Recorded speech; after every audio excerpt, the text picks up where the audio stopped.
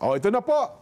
Kami po ni Nelson tumanggap po ng bilin O, bilang mga kaanib po sa Iglesia ni Cristo at sa atin hong mga kababayan. Dahil po dyan, mga kababayan at mga kapatid sa Iglesia, ang mga kapatid po sa Iglesia ay naghahanda, Nelson.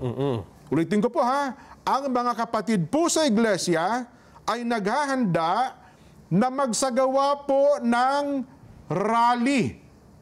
Magsagawa po ng rally upang ipahayag sa lahat ng mga kinauukulan na ang Iglesia ni Cristo ay pabor.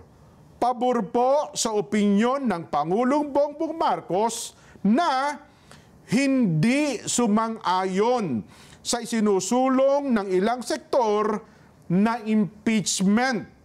Dahil maraming problema ang ating bansa na dapat pong unahin ng ating pamahalaan. Ang Iglesia ni Cristo po ay para sa kapayapaan. Ayaw namin, ayaw po natin sa anumang uri ng kaguluhan na manggagaling sa kanino mang panig. Ngayon pa lamang po, mga kababayan, ay nag-uorganisa na po ang mga lokal sa buong iglesia para magkaroon ng mga malalaking pagtitipon.